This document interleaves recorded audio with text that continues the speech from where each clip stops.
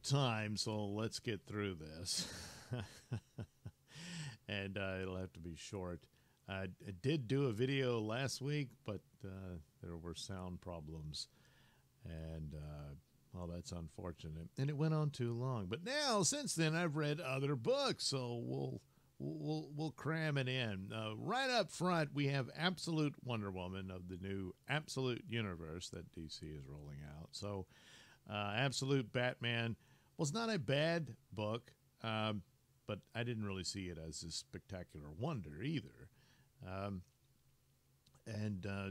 So it bears further looking at, and we'll see how that goes. There were some things I think are just kind of stupid about it as well, and it's the kind of thing that can weigh it down. I mean, it's you can figure out who Batman is. The guy is a giant. But anyway, whatever. We'll see how that goes. I think the shield thing becoming a battle axe is stupid, but you see, when it piles up, yeah, it could be a problem. Anyway, of the three that were announced, Batman, Wonder Woman, and Superman, Wonder Woman's premise, such that we got, seemed the more interesting of the three. And so far, that remains the case. This is nothing spectacular, really, but it's not bad. And in some ways, because it doesn't have as much stupid to it as Batman did, probably better than Batman. At first glance, I was not crazy about the art choice, but having read it in totality, sorry, I'm using comic book roundup here. It's sort of fitting with the structure here, in that it's, Wonder Woman is this mythological figure, and I don't know, it's something about the delicate line work just seems more fitting as sort of the illustration of a mythological story of this, hero and goddess and all that sort of thing. So anyway, basically she's a monster hunter and defends mortals from terrible monsters that would conquer the world. But they can't because she's in the way. And so here's an attack on Gateway City from some heinous creature. And oh no, it's raining dragons everywhere. And but don't worry, Wonder Woman's on the way. There she is. And it's a cool look. She has the cooler look, again, of the three. Very different from her original appearance. And more like Wonder Woman meets Spawn, I suppose, because she's raised in hell and all that. And this cool Pegasus, the ghost of Pegasus, I guess. Hell does stuff to you. And of course, the only recognizable thing would be the W on her chest there.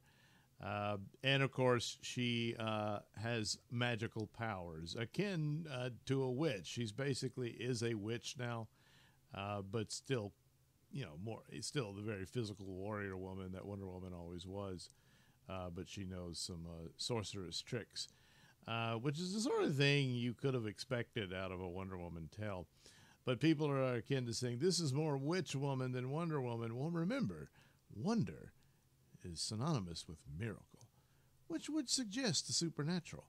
So, she's still Wonder Woman, but it's very, very different. And here she is. I don't know how much she'll maintain the helmet, but it's, very hellacious looking. And but it's almost like bug legs coming out of it. But she takes it off, uses the blood to do her eye makeup, because there's probably going to be cameras there, so she wants to look her best.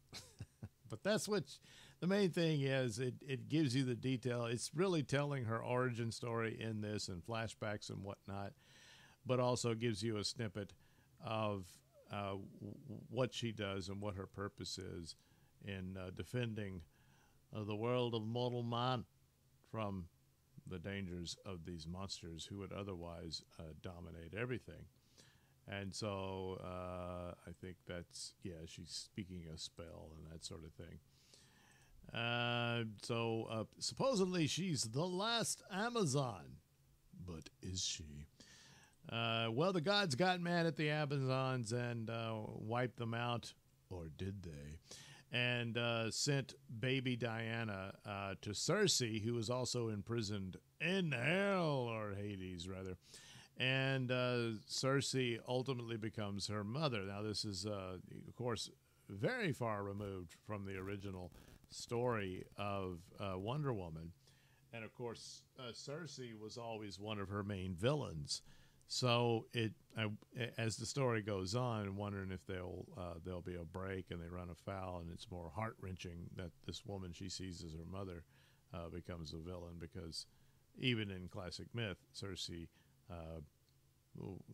was a villain, but hey, she was misunderstood and men took her for granted and all that. And there's gonna be that in here. It's not so much up front; it is suggested here. I mean, it's like they're victims of the gods who can do whatever they want, but there's quite a few goddesses among their ranks as well. But nevertheless, it does play out as classic mythological stories about a character and their circumstances and that's the approach to this. As for standard superhero stories and whatnot, you'll probably have to wait for an Absolute Justice League or something like that to see Wonder Woman in that type of narrative. Here, I think it'll be more akin to the mythology and whatnot. But still, she's got to be battling these monsters, it appears. And part of the thing about these alternate universe things is, we've already seen what the new take on Circe is. Don't care for the haircut she's wearing, a little too modern for an ancient, sorceress or what have you. It's pretty stupid, but other than that, it's fine. But then what about Cheetah, Silver Swan, Dr. Psycho, stuff like that? How's that going to play out? Or will it at all? Is it just going to be these monsters she defends the earth against, So, so far, so good. Again, not a great wonder and all that. Great wonder. But not bad. So, but it's only one issue. And oh boy, mainstream comics these days, if there's a way to ruin it, they'll find it. Oh yes. So stay tuned on that. Yeah. So here we are with Green Lantern, which tends to be okay, and sometimes really good.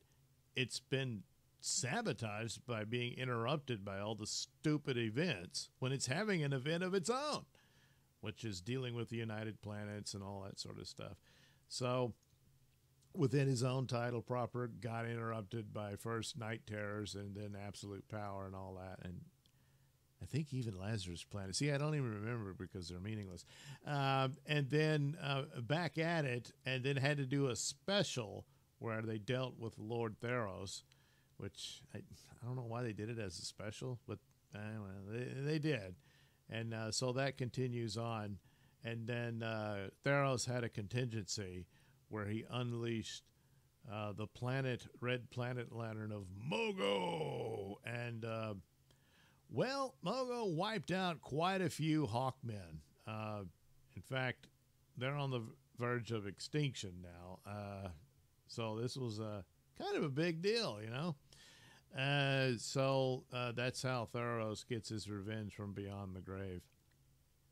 And so they do an evacuation move to try to save people and all that. But things are really bad going for the Lanterns. But for the most part, it's a nonstop action story because the plots are all exposed and all of that. So now it's the war to reestablish order and reclaim the Green Lanterns from the corruption of the United Planet. So this plays out. The people from Ron show up to do this evacuation that they're trying to pull off, but the ship's in trouble. And this is something that was necessary because Carol has only recently become Star Sapphire at this point. And then Hal and John Stewart realize they got to go take the battle, to the corrupt lanterns and what have you. And but Star Sapphire's like, yeah, I don't know if I'm ready for that. He says, yeah, I know you're not. I need you to stay here and help them and apply your avionic skills to this spaceship. Which of course she's like, spaceship? What are you talking about? Yeah, planes, but but I guess through her powers, she's able to communicate with the technology. What she figures it out and helps them with, and provides them with the raw power with using her Starfire powers to give them the boost they need to escape. And so, it works out. So, it's a full action story and that sort of thing.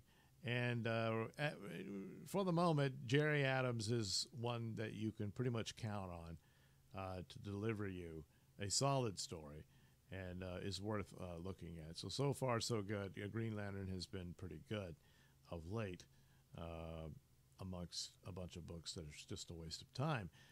Sadly, though, of course, dogged by the idiot events that keep interrupting it. When things are working out, leave it alone, But all right, I could give you one event, but good Lord. And ultimately, the only one that mattered, I guess, for now, was their absolute power thing. So just do that, But I had to do one after another. And what's next? I don't know. There'll be one. Surprised there isn't one already for Christmas and stuff. But I don't know. Come January or March, they'll dump another one on there. But anyway, despite those odds and whatnot, Green Lantern is a pretty good book. Superman, at least in Action Comics, is having this Phantom Zone adventure. So it might turn out pretty good. So this is the latest take on Phantom Zone. He gives a little background to it. And this guy, this is kind of interesting. It's been a while since I've read any Phantom Zone stories in any of the recent iterations of Superman. But Ether, that character, was originally, as far as I know, introduced way back when in the 80s when they did a miniseries on the Phantom Zone. And is where the Phantom Zone criminals... they tricked Kexel, who became Charlie Kiskell. He lost his memory and powers and didn't realize he was a Kryptonian, but was allowed to live in ordinary Earth, and Superman got him a job at the Daily Planet and this sort of thing. But the Phantom Zone criminals were able to project their thoughts into his mind while he slept, and it was driving him crazy. And ultimately, they made him fashion a Phantom Zone projector, and they escaped. But in doing so, it swapped them and Superman, who arrived almost in time to stop it. So Superman and Charlie were stuck in the Phantom Zone. But Mon-El tells them there were stories about there may be a way to escape the Phantom Zone, but it's very dangerous, and the people who have attempted have never been seen again. But Superman doesn't have a choice, so he and Charlie go.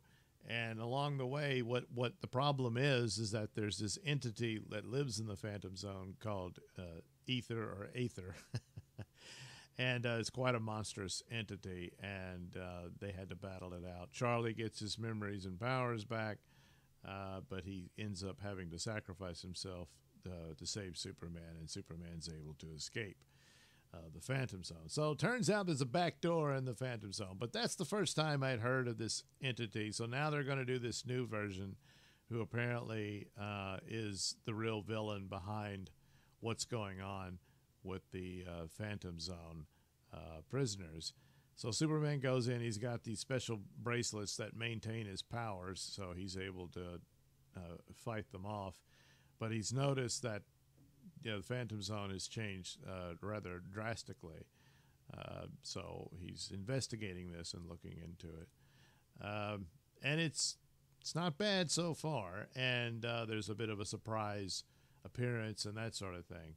So especially since it's somewhat, I'm sure it'll be a totally different version of what I originally knew of Phantom Zone stories way back when. but it's still intriguing. The backup Supergirl story is just boring as hell and looks to be going very bad already. Maybe it'll pick up, but not really interested. But fortunately, the Phantom Zone story so far, so good. And here we have, of course, once again, World's Finest always delivers. And the same is true here. You've got an Eclipso story, and it looks like it's all up to Dick Grayson. So after Eclipso revealed himself, he destroyed the Justice League satellite. So in this continuity, that's how the original Justice League satellite was destroyed. Not in the Crisis on Infinite Earths. Here's the Justice Leaguers that Eclipso is keeping prisoner here, whereas Superman and Batman, he's taken over in his plan for world domination.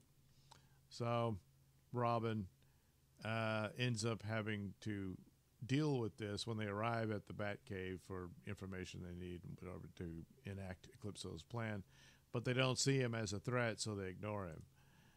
Well, that turns out to be a big mistake, and so another nod to classic stories is that he turns to the Justice Society to help out the Justice League, which in the old days is what they would do in the annuals, where they would cross over the universes. Now they're in the same universe, which I always thought was a mistake. But anyway, that's the deal. And so the heavy hitters of Justice Society got to come save the day. But there's a surprise and a cliffhanger at the end. So it doesn't exactly work out just yet. Just yet. But, stay tuned and all that. But so, again, another one similar to Green Lantern. It's solid superhero read. And really just forget about absolute power and all that stuff and just say this is the start of a new DC universe and follow the templates here on all the characters and you'd be in much better shape. That's not happening. Over at Marvel, pretty much, I'll have to check back with the Hulk again, but it's gotten a little too repetitive. And Moon Knight is repetitive too to some extent, but it's basically a superhero title. And with this one, their restart again. Okay. Because Vengeance of Moon Knight was the fake Moon Knight, so that's over. The real Moon Knight's back, so it's back to being Fist of Khonshu. Maybe just call it Moon Knight and leave it at that, Well, anyway, then there was these other specials. I did read both of them now, but maybe I'll make mention of it next week. I don't know. The first, it's okay, but So anyway, you're reintroduced to Mark Spector. He's now doing his rounds because I'm back and all that stuff. And a lot of it was getting lost in the supernatural elements of Moon Knight, which, it's a part of the story now and forever, and that's that. But this one is looking to form into more of a street-level storyline. So you've got a retired detective talking to this current detective about Moon Knight and why you should respect him, she doesn't, and all this sort of stuff. And, of course, this continues into a larger plot that's underfoot to take down Moon Knight and all of that. Meanwhile, he goes to confront this crime boss and let him know you're in my city and all that sort of stuff and that sort of thing. And so, but it's a crime boss. I'm sure he's already got a superpowered, bodyguard and that sort of thing. So, and maybe will be some supernatural elements to that, but the more it leads into street level crime stuff is the kind of thing I think is needed for the other roots of Moon Knight, and that might make for a good story arc here. And of course, this new crime boss has already got a plot against Moon Knight that he's unaware of as of yet. So you know, fingers crossed and whatnot. Maybe this will be a good run. It kind of stumbled here and there. Another one that got interrupted by stupid events, even though the event of Blood Hunt did fit because of the vampire characters in Moon Knight, but it still was, you interrupt the flow of the story. You know, of course, Moon Knight was interrupting himself with constantly shifting around, changing titles and all that. But whatevs. Hopefully this is a good sign for a good run. But again, it's only one issue. We'll have to wait and see. So back at DC, I guess I'll just give a final word on this run that Jeff Johns launched for Justice Society of America, and it just fizzled, and it's unfortunate. So basically this 12th issue is the last one. They'll restart it again with another run. Don't know how that will go, but it started off bold and all that stuff, and you're really going to do this great relaunch of it, and it fizzled pretty quickly. You know, you had the Stargirl miniseries, and this is more of a goodbye to that. This is all a Stargirl issue, a bunch of giant splash pages as she is graduating from high school in this issue, and she's talking about all that she's learned about being a superhero and everything. So really, it's just a look at past adventures, and that's it. Nothing really. It's a goodbye issue, and all that. And that's that. It's unfortunate.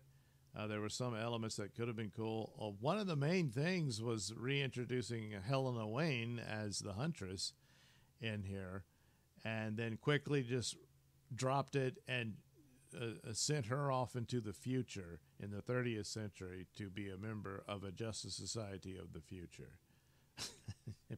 Probably will never see the likes of her again, since her timeline no longer exists and that kind of thing.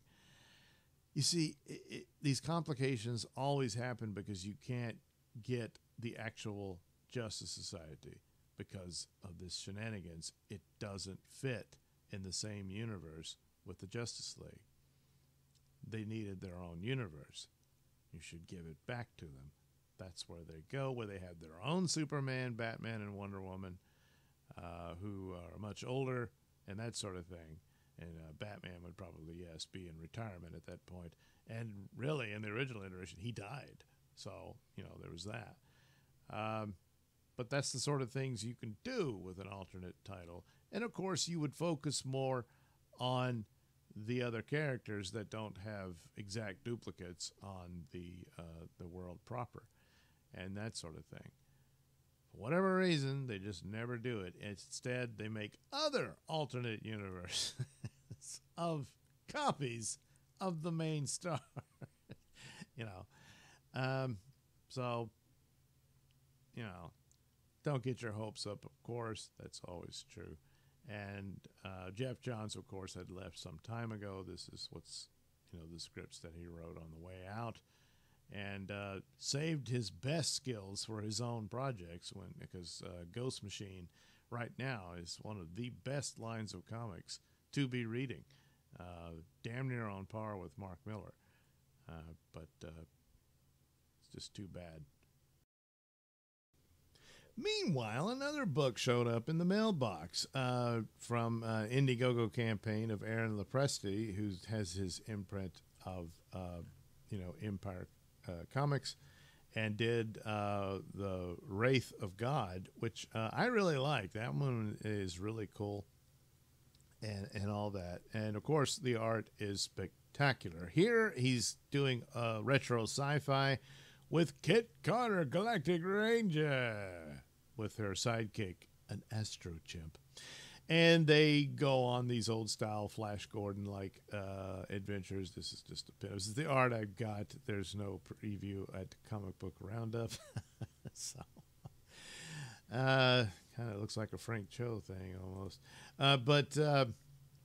So it's a comedy, and between the two, Wraith of God is far superior story-wise and whatnot. Not just because it's more serious, but you got a sexy girl The artwork, of course, really seals the deal. It's really good. That's a guest artist. This is one of the few interior pages I have, and you get the idea it's the villain, and so it's really it's great to look at, and it's got its jokes and stuff. I'm not that wowed by them, but it's fun, and it can only get better, I would think. And I do like retro sci-fi stuff, and this certainly fits the bill for that. And you just can't go wrong with Sexy Girl. And so hopefully there'll be even more adventures of Kit Carter, Galactic Ranger. Yes, they do go to Planet Doom, and yes, there is a reason why it's called Planet Doom. But I won't spoil it. You'll have to read it to find out. Yes, you will. So there you go. That's what I had for this Wednesday Comics Show. Happy Halloween and all that good stuff. And I'm sure I'll have some other comic books to talk about come next week on a Wednesday, unless, again, I run out of time, get interrupted or whatnot, and then I'll have to do a quick Thursday comics. That happens on occasion. On occasion. Anyway, thanks for watching. We'll do it again soon.